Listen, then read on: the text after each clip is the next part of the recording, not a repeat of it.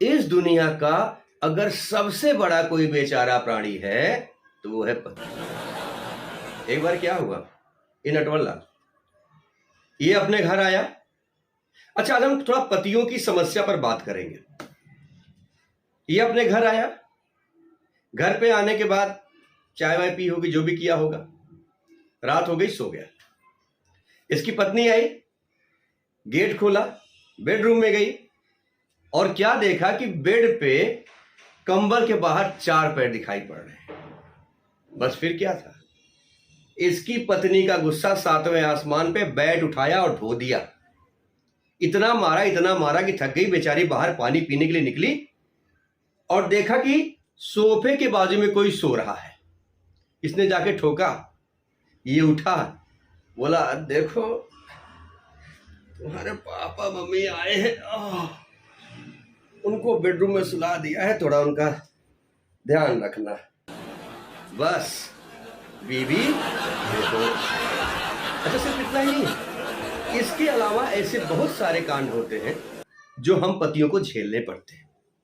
जैसे एक बार एक पति एक कवि सम्मेलन में गया। उस कवि सम्मेलन में बहुत ही बड़े बड़े धुरंधर कवि आए थे और उसमें से एक कवि ने ऐसी प्रेरणादायक बात करी कि इसके मन में उतर गई। उसने कहा, मैंने 30 साल, इस जिंदगी के 30 साल मैंने ऐसी औरत के बाहों में गुजारा है जो कि मेरी बीवी नहीं थी, वो मेरी मां थी। ये बात इसके दिल में लग गई। ये बोला कि अरे वाह, आज ये डायलॉग मैं अपने घर पे जाके बोलूंगा। अच्छा, ये घर के लिए निकला, रास्ते में दिख गया ठेका, वहीं पे जाके एक पौवा लिया, लगा के घर पहुंच गया।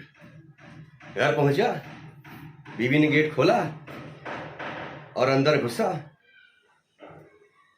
मैंने जिंदगी के 30 साल ऐसी औरत की बाहों में निकाला है जो मेरी बीवी नहीं थी।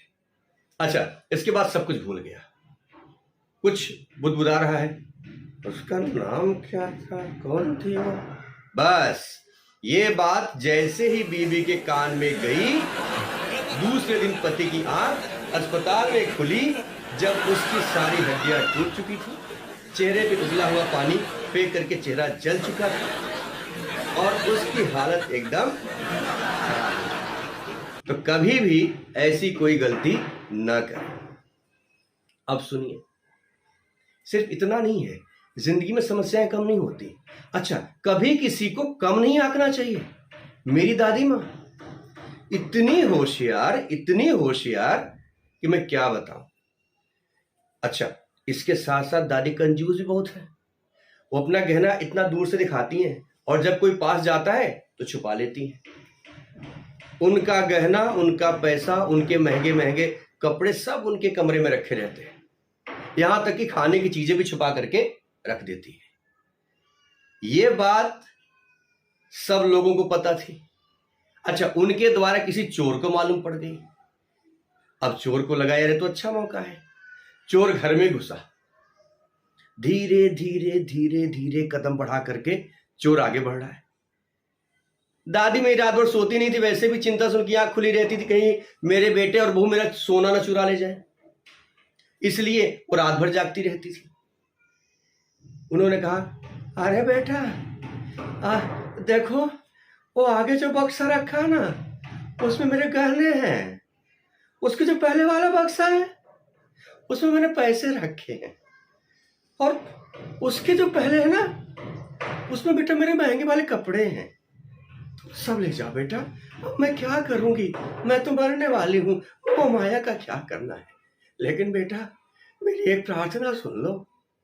चोर को लगा, रे वाह, इतनी अच्छी है फिर भी इसके बेटे वो उसकी निंदा किया करते हैं, कमाल है।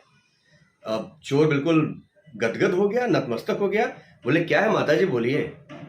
बेटा मैंने एक सपना देखा है, मैं समझ नहीं पा रही हूँ उसका मतलब क्या है, जरा मुझे समझाओगे। चोर ने कहा, चलो ठीक है बुजुर्ग, थोड़ा समय दे देता हूं। चोर उनके पास जाके बैठ गया। बोलो माताजी आपका सपना क्या था? बेटा मैं रेगिस्तान में दौड़ रही हूँ और एक चील मुझे पीछे से दौड़ा रही है, उड़ उड़ करके मेरे बाल नोच रही है, मेरे कंधे पे चोंच मार रही है और मैं डर के मारे चिल्ला रही हूँ, बेटा पंकज बचाओ, बेटा बचाओ, बेटा बचाओ। चोर बोला, अच्छा ये सपना था क्या? इसका मतलब जानना है? फिर दादी बोली, इसका मतलब मुझे नहीं जानना है बेटा, इसका मतलब तुमको नहीं पता चला, जरा पीछे घूम के देखो। दादी वहीं बैठी थी, हम लोग लड़की लेके घर में आ गए, चोर को मारो पुलिस को दे दिया। तो कभी किसी को बेवकूफ नहीं समझना चाहिए। चोर ने क्या कहा, उसके लास्ट वर्ड जरूर कोट करिएगा। उसने कहा, कूटो सालो, अच्छे और कूटो, अगली बार सपनों का सौदागर न बनो। बस कितनी सी बात। अब आप बताओ, अगर आपको ठीक लगा है तो और आगे बात करें, वरना यहीं पे